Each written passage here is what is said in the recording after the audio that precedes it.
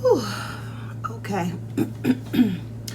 So part 3 on how domestic violence hit the doorstep of my family.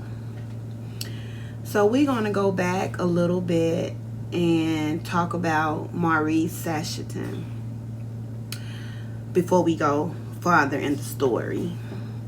So Maurice Sashton, like I said, was married to Sandra Sashton. Her maiden name is Avery. And you will hear me referring her to her maiden name because I'm sure she doesn't want to be attached to this monster any longer, and their divorce is officially final. Per Sandra, Maurice, when she met him, was like a cool guy. They have a 2-year-old daughter. She didn't see any of the signs of his male fragile ego, but he did have an addiction problem. If you let his family tell it, he did not, but he did. And we followed that up with confirmation from other females that he has dated and people that he hung with. So she says when he gets high, he off of powder cocaine, snorting lines, and when he gets high off drinking and stuff like that, he gets like real scary. Like the monster that is deep in him shows up. That's when he becomes his most horrible self. So when he gets intoxicated, his fragile ego really shows up. He has a history, per other females that he has dated, of when they want to call it quit or can't take his addiction any longer, of trying to kill them. He has numerous accusations of him trying to burn down somebody's house, him stalking. In the case of him and Sandra and my brother, after Thanksgiving, of him trying to set my brother's house on fire, people close to him who are talking said that he was asking for guns. He was trying to find a gun, buy a gun. He had purchased a tracking device and he was tracking my brother, because he could no longer go to Sandra's house because of the restraining order. He was just all around horrible guy, right? Horrible monster, demon. Hey y'all, happy Monday.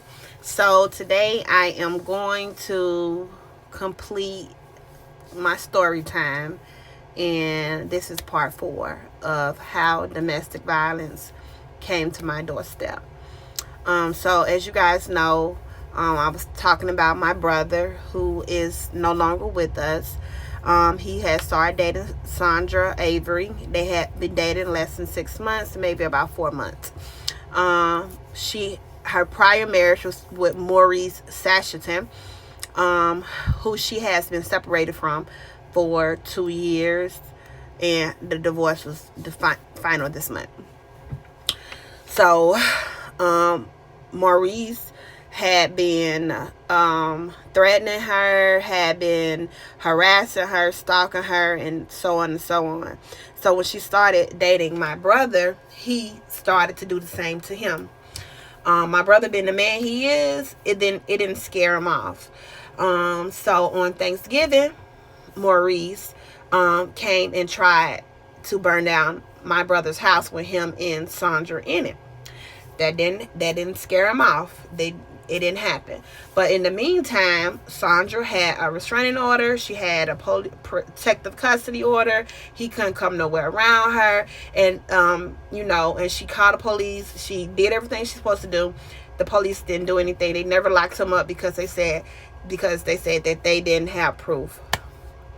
So, let's move forward to Christmas Eve.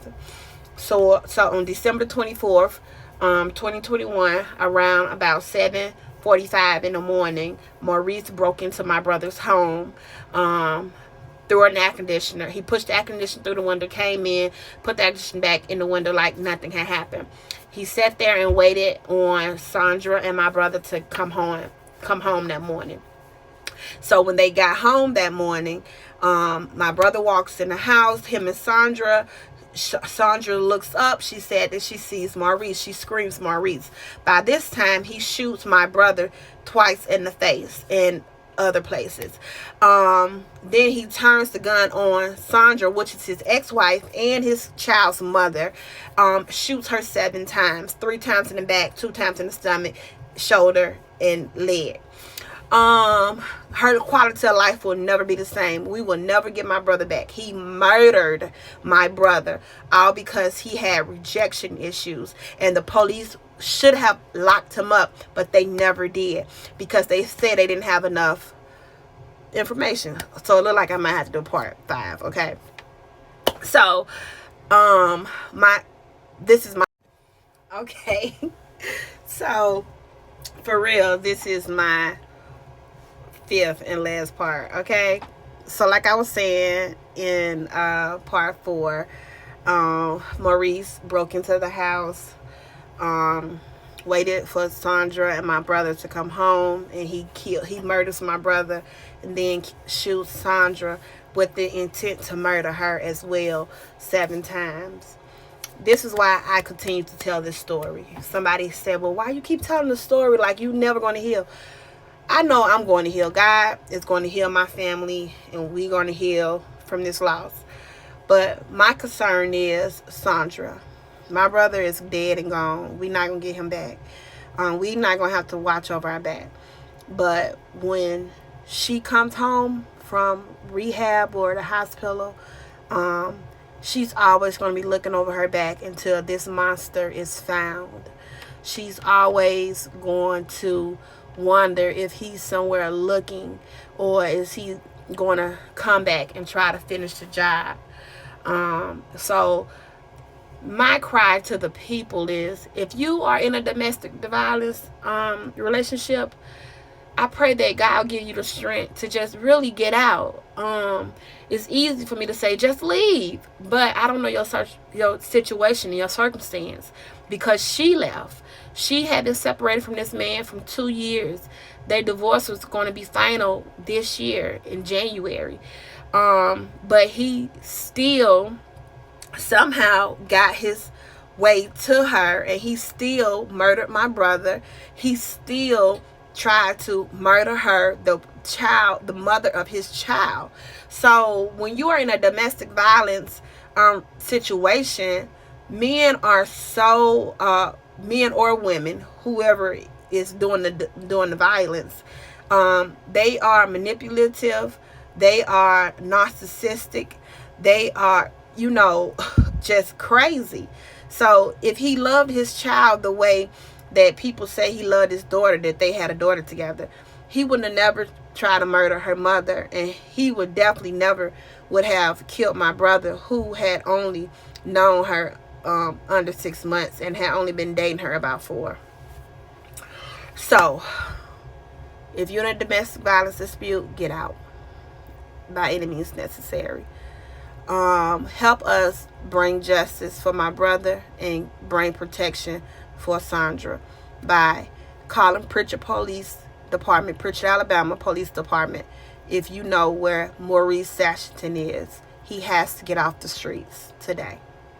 Thank you so much.